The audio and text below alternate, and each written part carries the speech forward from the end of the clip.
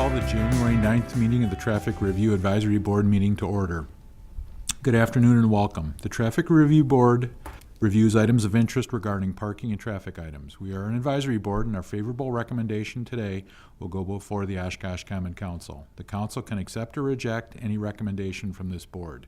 If you don't agree with our decision, you can discuss the item with any council member.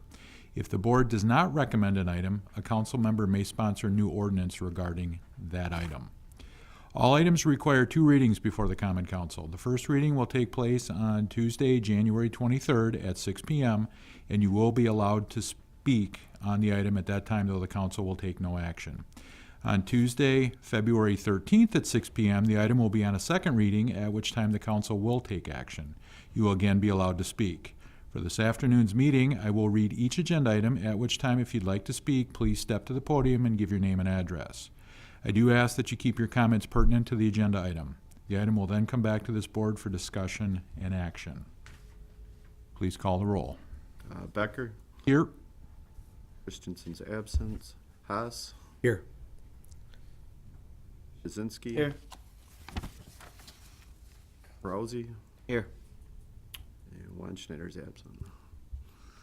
First item on this afternoon's agenda then is approval of minutes. Any comments, questions, concerns, additions, or deletions? And I need a second. Second. Call the roll. Becker. Aye. Haas. Aye. Jazinski. Aye. And Krause. Aye. Next item on this afternoon's agenda is public comment. And seeing none in the room, unless one of the officer or sergeant want to speak, is it okay with the board if we move on then to new business? Hearing or seeing no objection.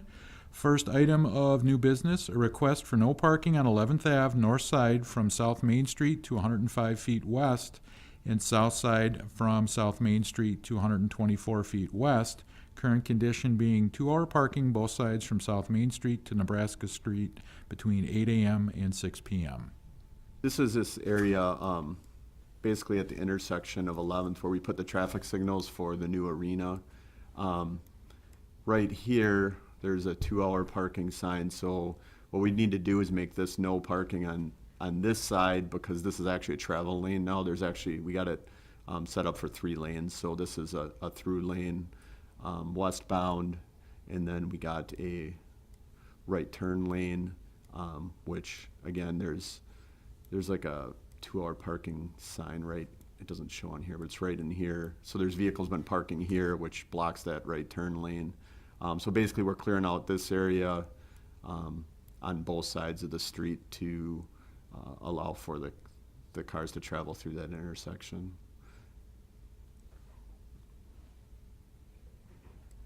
Sounds pretty straightforward. So it's 2 lanes westbound for a short period of time? No, it's one. It's basically there's a westbound lane here. Yep. Then there's a straight left lane in the middle, and then a right turn only. Oh, okay, all right then. So, and then we have cameras here too. So unless we remove the parking here, it also blocks this lane for the cameras to actuate the Do their job. traffic. Yeah. Okay.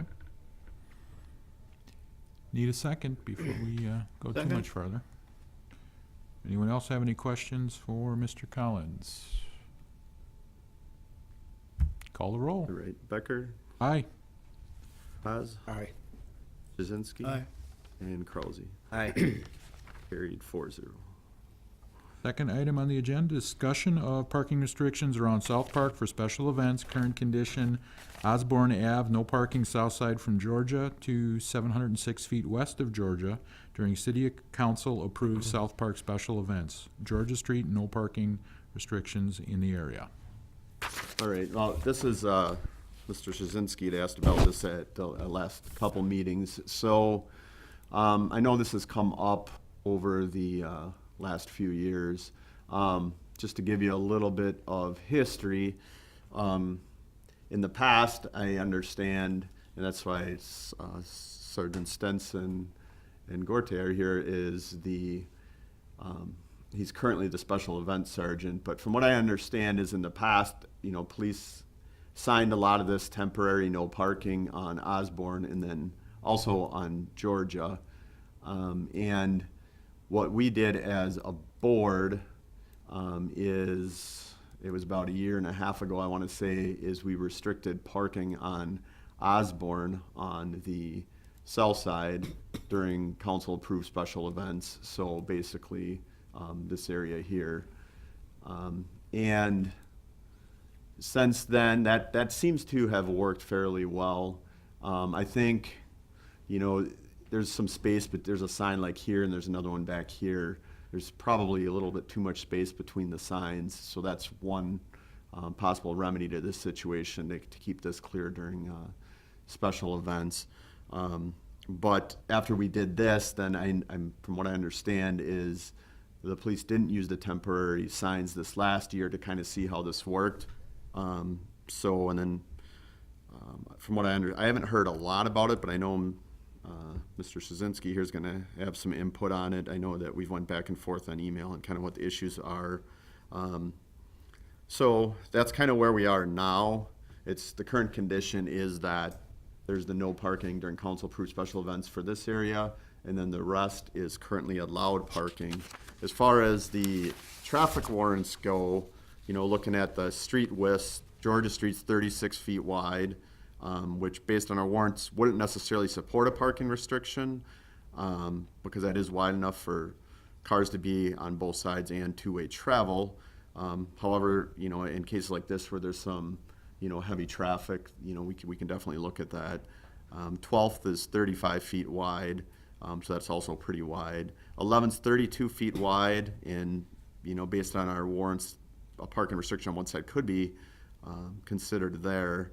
But that's just some of the background on what's going on in that area. And I'm not intimately familiar with the parking during special events there, so if you guys feel free to jump in. Right at this point, I'm just kind of looking for some direction. If there's anything that the board is interested in, then what I would do is bring that back on a future agenda so we can notice the affected property owners as well as the Parks Division.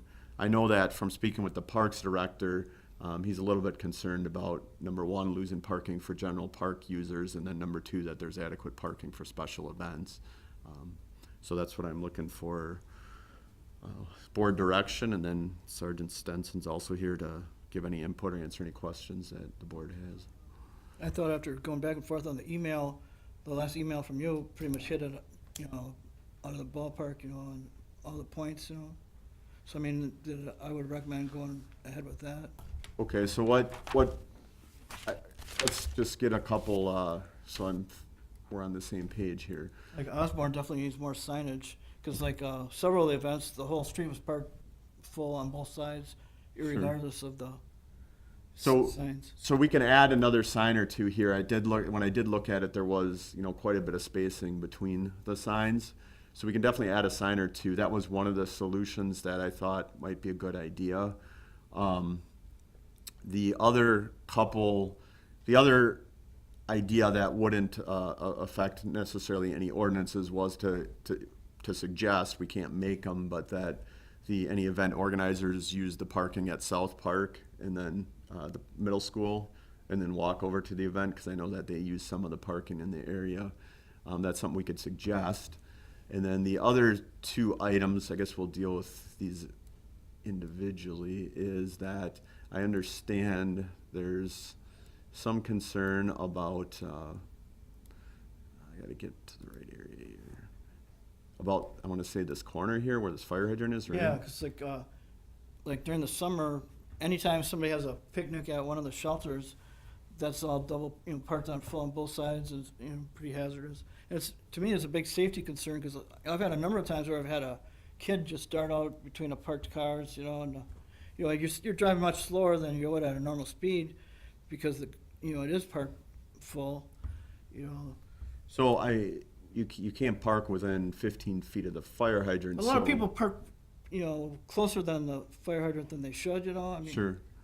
So I think what you were suggesting is having no parking from like, you can't park within 4 feet of a driveway, but basically this driveway to the corner, which, At least extended another, spot from the fire hydrant, so you got a little more view.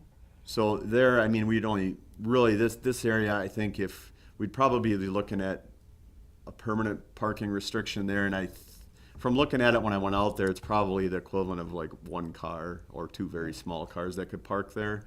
So I think that's something I could definitely put on the agenda. Yeah, I mean, it doesn't have to be year round, it could be, 6 months out of the year, because it's basically, like I said, whenever people are randomly using one of those shelters, especially got the new bathroom shelter, which people can just picnic in without renting it out, I think. And I guess to make it easier for enforcement, I would just probably, and to clear that, I'd just probably suggest maybe making it a permanent no park, just for this area here. Yeah, because like I said, the people still have the Osborne to park on too, on the corner house, so.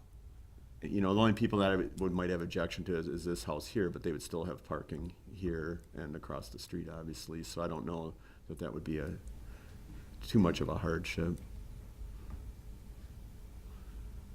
So does anyone have any questions or thoughts on that? No? That I can definitely put on a future agenda. Then the other issue, if I understand it right, is the parking on the west side of Georgia. And now that, Mr. Szynski, I think, was suggesting making that no parking during Special events. I know like I said, the Parks Director, his concern was that there's still adequate parking for the events and then also for the general park users. I know they're looking at, eventually part of the park plan is to have more off-street parking in South Park, but that's quite a ways off, I think. So I don't know. I would assume that would get a little more pushback, because I don't know if Sergeant Stenson can maybe help us out here, but I don't know if is that a safety concern during events, and how heavily is that parked? That going further north? You can come up here so you can hear you. As you're on Georgia Street going north on the west side is not as much of a concern as it was what you just addressed before at Osborne in Georgia. I would say more of the concern is from Osborne going south Okay. towards West South Park. Church. You've identified that intersection right there is definitely the most congested. And if there is a safety concern, it would be that stretch. Okay. Going north-south on Georgia and also going west on Osborne. So more on this, in this area. Correct, yeah, yes, right there, Between Osborne and South Park Ave. yes. And I know it is quite a stretch. I would park, it facilitates more parking and no houses are there, so you won't have to necessarily worry about the residents having the ability to park in front of their houses. However, clearing that up with no parking would be, it'd create the whole stretch as a safer route for emergency vehicles and attendance at the park. How many events in a year would qualify as special? Council approved. Yeah, council. That's why that's hard too, because it was, well, some of you probably remember back when we had the ordinance on Osborne, we went back and forth. Well, what do? Do you put special events? And then we came up with, well, council approved special events, which I think there's between, don't quote me on this, is from memory, I think it's like 16 to 18. I mean, it's the farmers markets every Wednesday in the summer. I think there's like the South Park Food truck dance. Fridays. Food truck Fridays. Oh, those were The new. art fair, the Labor Day picnic, the car show, the motorcycle show. So I there's, mean, there's a number of, yeah. like some are not as widely attended, like the farmer's market, compared to like the Saturday farmer's market, because this is just like mainly a produce and restaurant foods, whereas, you got, all kinds of stuff at the Saturday one. And like I say, I've lived in that neighborhood for, since 1997, and so I go by during every event. I attend a number of the events as well. And like the farmer's market, I mean, you wouldn't even know there's an event going on, because most of the parking can be handled inside the park. But the art fair is heavy, the food trucks are heavy, the Labor Day and the car show, those are heavy. And in the past, they always did put those paper signs out, you know, on on the whole length of Georgia, as well as like a block down on 11th and 12th. I mean, those two streets don't get as much traffic. Whereas Osborne's, you know, with that thing that goes up to the frontage road, that gets a lot of traffic going back and forth. And obviously, Georgia is the main feeder going in and out of the park to South Park Ave. So I think what I'm hearing is so this is a concern on the west side of Georgia basically from Osborne to South Park. If that's where the issue is, I think, well, there's a few options. You know, we can leave it as it is. We could go back to the temporary signage, or, well, we can make it permanent, no parking, or we can make it no parking during council-approved special events like it is on Osborne. Yeah, I never really see anybody parked there outside of somebody going to a park event. Not used on Sunday mornings, Dan? Not that I really see. I think they have a service on Wednesdays also. Either way, but But I've noticed, like, during the big events, that they'll take in parking and charge a nominal fee there as Yeah. well. On those really big events, you know, you do have a lot of people, so they gotta park somewhere. Yeah. If it's a safety issue where you can't drive through a street, that's one thing, but if it's just people parking to go to the art fair and all that, I think we want to encourage that, not discourage that. You just I think speak on parking behalf on of one this. side? Yep. And I'll explain why I did this. When I came into this position, and Sergeant Harris, prior to my position, he was doing the temporary no parking signs, and really from the memo that you guys created. On that point, I actually, because of the improvement of the no parking on Osborne during special events, council approved. Not necessarily testing the waters, but I took that in consideration of how many people we were displacing parking out further into the blocks. And I looked at the crowd attendance and the type, and it didn't bother me so much, but it concerned me that there were a lot of people, some walkers and things like that. They were out there a ways. So I did take that in consideration, and I did not do the temporary no parking twofold. Number one, because Osborne was at least addressed on the special events, and number two, I wanted to see how that impacted Georgia. There isn't a clear, defined answer to was it end all? Not really. So I still think that it's at least that stretch rather than doing the whole. And I know the plan from before, it was 11th and 12th, no parking, and that really pushed them back. I think they're just a happy medium of at least right there is a very identified area during the special events, especially the larger special events, and still maintaining parking on as close to the venue as possible. Could you just do temporary signs at the special events on one side of the street, so people kind of move over and drive around it? Yeah, now there's a second part to that temporary no parking. It's a resource that we would have to staff. It is now a cost to that organizer with the CSO time, which it never had been in the past. Then I live down in Washington, and they do staggered no parking on some of the streets just for blind spots for people to get through. Yes. Same idea, possibly. I mean, it's probably 3 events, 4 events of the year at South Park that are really stressed, probably, right?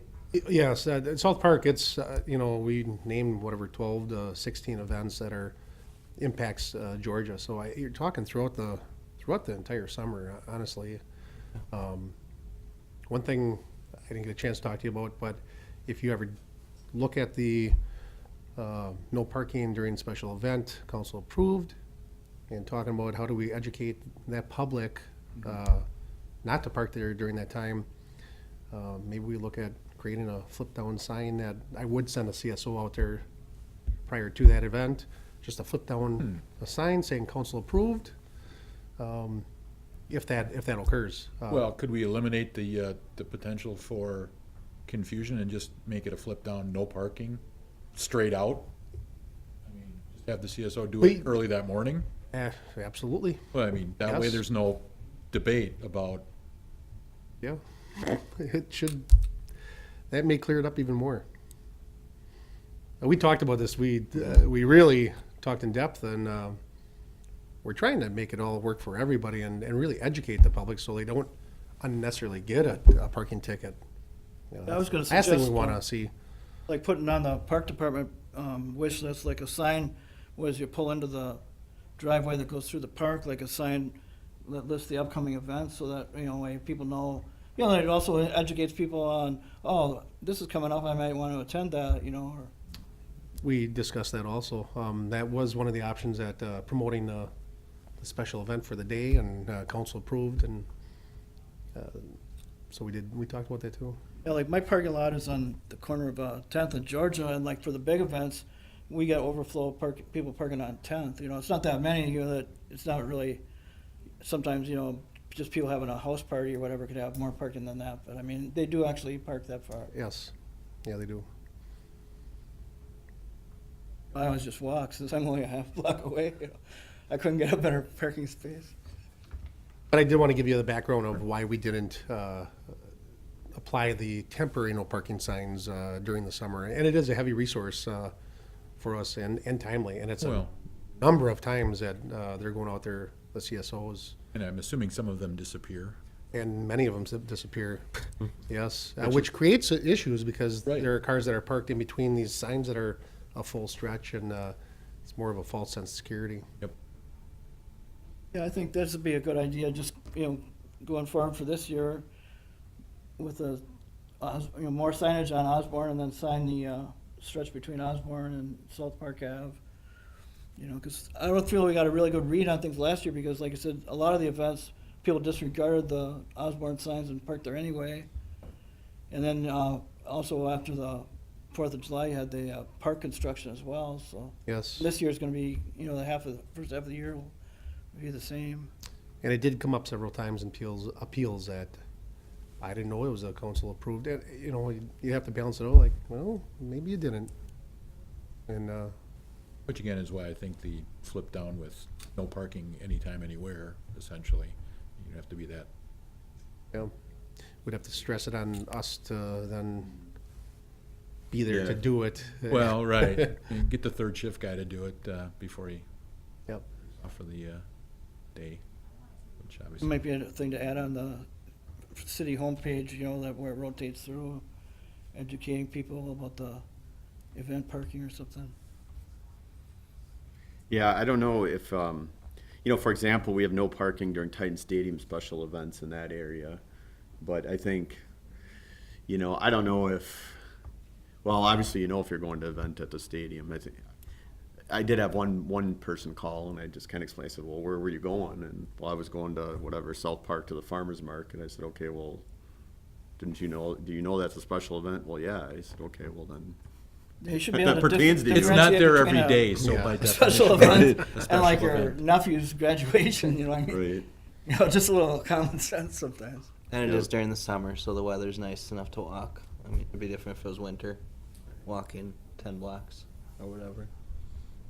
So I'll look into that. I don't know what the feasibility is of the flip down, so we don't have anything like that currently. I think you Well- have to create it Something. that hinged type of sign. Right, yeah, I bet we probably don't, but it's obviously possible. There's stop signs every traffic.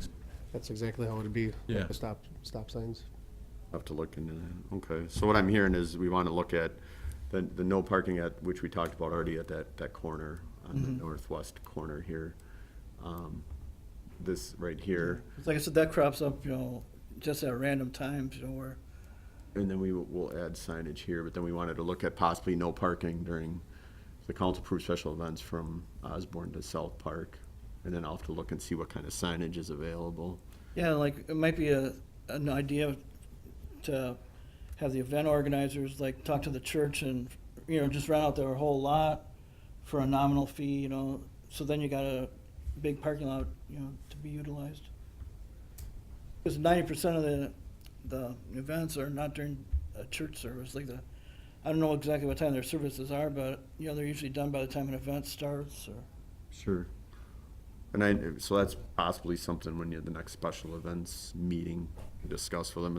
And then also, just suggesting that the event organizers park at, somewhere else, so leave some parking for their event attendees, I guess. Because to me, it's a lot like the downtown parking. They complain there's no parking, but, when I go down there and I see people that work at a store, and they're going out and they're parked right behind the store or whatever, Yeah. Whereas, I had to park a block away, but you can park right there. Yes, I've been through that debate in park and utility a number of times, so every time parking comes up. Okay, well, I will get those items then on the next agenda, and we'll notice the Parks Department, and then obviously these owners near there. I'll notify our special events coordinator and then see who she thinks we should notice. I know the farmers market, I don't know who's gonna be operating it this year, but we'll notice them, for sure. That sounds pretty good to me. Right. Like I said, this year should be in flux yet too with the park construction still going on, but Yeah, should be another step in the right direction. Yeah, I think the parking lot is, the shelter parking lot's scheduled to be redone. They didn't finish it this fall, but should be done this spring. I think they're anticipating South Park construction be done in like July. Is when Yeah, I was wondering about the parking lot, because I see Mr. Roloff said on one of his TV shows that the parking lot would be reopened yet this fall, and then it never did. Yeah, they got behind. They were trying to get it done, I know, by this fall. The project got a little behind, but in the contract, I think technically they have till July to finish. I'm just glad they got the street reopened. I actually sent in for the question mark that week, and that was my question about when would the street reopen, and it reopened the day before Thanksgiving. Oh, okay. All right. Anyone else want to throw in their 2 cents on the issue? Otherwise, we'll move on. Which brings it right back to you, Jim, with staff statements. I just had a couple things. We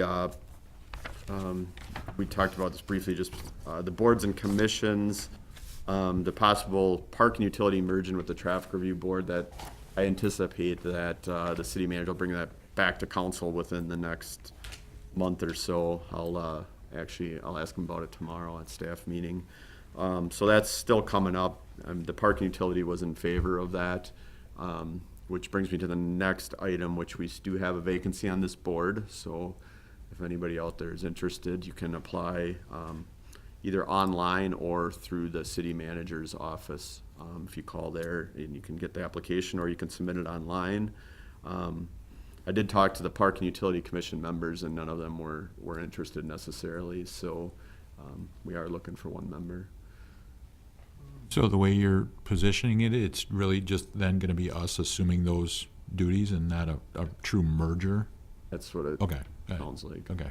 Just want to make sure. In the park and utility, the last, the board meeting we had, one of the gentlemen that's been on there for 20 years, he said, in reality, in 20 years, he said, all we've really ever done is change like time restrictions in parking lots. So that's why there's not generally a huge agenda. As the city has gradually shifted from, where we had meters and paid parking and a true parking utility, to now where we, in essence, have pretty much, free off-street 2-hour parking. And then, once in a while, something comes up with changing it to a leased stall or something like that, or if we ever get back to paid parking, there'll probably be more agenda items, but until then, there's generally not a whole lot going on with the parking utility. It's, without charging for parking, basically the city, capital fund pays for the parking lot improvements, and then, obviously the street reconstructions are done through the special assessment process and the capital improvement budget, so that's going on. And then we're still waiting to hear back from the DOT. There should be something coming back from them, within the next shortly here on the Jackson Street Bridge, and then I can get a report to you probably at the next meeting on what's going on with that. Has there been any movement on 20th Ave in front of Traeger? No, that's a good question. Where that's kind of at right now is the last time we have well, he's not new anymore. He's been there almost a year now, but the newer highway commissioner, and his input on it was he was not supportive of doing anything there at this current time, basically for two reasons. Number one is because it's entrance and exit to a private entity, in essence.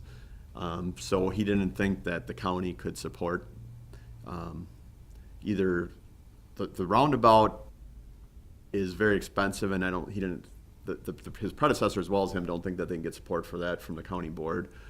But the traffic signal option then, he wasn't in support of, just because the precedent it would set with having a traffic control at the ingress and egress to basically it's technically not a private business, but a non-city entity or non-county entity on a county highway. So he didn't like that.